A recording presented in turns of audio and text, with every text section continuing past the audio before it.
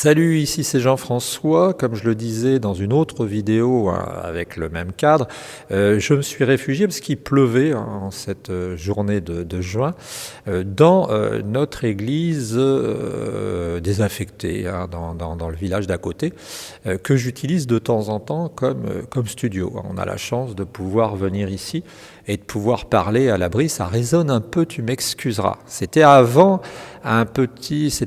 une église avec à côté des moines, une abbaye. Alors, je voulais te parler aujourd'hui d'un formidable personnage qui est Paul Dumarchy, qui est vraiment quelqu'un d'exceptionnel.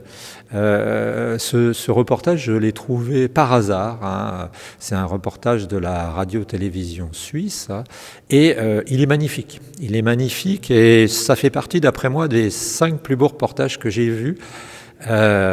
Parce qu'il présente un homme dans toute la vérité de sa nature, dans toute la beauté de ce que peut être un homme. Alors, il est très beau ce reportage parce que d'une part, de manière esthétique, il y a des plans de coupe, il y a un rythme qui a été bien respecté. On sent vraiment une sorte de lenteur, de temps qui passe. C'est merveilleux. Mais en plus, parce qu'on y présente Paul, le jeune homme de 95 ans, qui nous parle de la vie qu'il a pu avoir. Alors on apprend que c'est quelqu'un dont les parents étaient riches, mais qui ont été, je crois, ruinés pendant la guerre, et qui finalement a reçu une éducation qu'on pourrait qualifier de classique, musique, dessin, etc., et qui finalement s'est réfugié, s'est trouvé un havre de paix du côté de la Suisse, du côté de Neuchâtel ou Lausanne, je ne sais plus.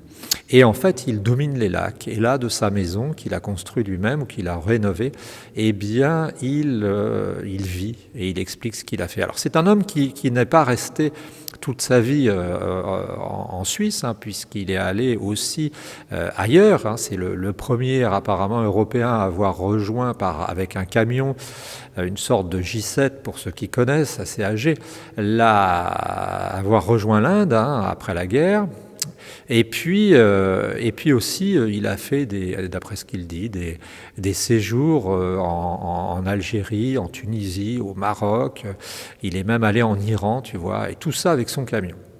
Alors chapeau, c'est un modèle de vie, et je vois bien que certains jeunes pourraient le voir comme quelque chose de passé, une sorte de fossile, mais je pense que ce serait vraiment une erreur parce qu'il nous livre les secrets, le secret de la possibilité de vieillir et de vivre, qui est tout simplement l'émerveillement devant la vie, l'émerveillement quotidien, et surtout, comme je le disais aussi, la capacité à créer, la capacité à faire de l'art, mais du vrai celui-là, pas de l'art de MJC. Alors non, la MJC, ça m'est sympathique, pas de l'art de ces petits notables de province qui bouffent surtout les budgets en petits fours et en champagne. Non, pas cet art-là, l'art original,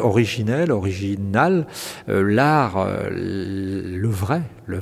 Et dans la maison de Paul, tout est art, c'est-à-dire que il a conçu toutes ses mains, que ce soit sa crypte, que ce soit la maison, que ce soit la menuiserie, que ce soit le fer forgé. C'est aussi un horloger, plus ou moins de formation. C'est grâce à ça qu'il a pu circuler dans les pays. Et donc c'est un reportage fascinant, je le mets en lien. C'est un reportage fascinant et puis qui nous apprend aussi la vie, puisque Paul nous dit que finalement on est ce qu'on pense. Alors je sais, c'est plus facile à dire qu'à faire parfois. J'ai personnellement des amis qui sont vraiment très malades et qui me disent oui, ça c'est sur le papier, mais dans l'ensemble il faut reconnaître qu'à un certain âge on finit par se laisser, on va dire, gagner par le pessimisme, et Paul nous donne vraiment une leçon de vie magnifique, qui est qu'on peut retrouver la vie, qu'on peut continuer à s'émerveiller à travers l'art, à travers l'observation, à travers la contemplation.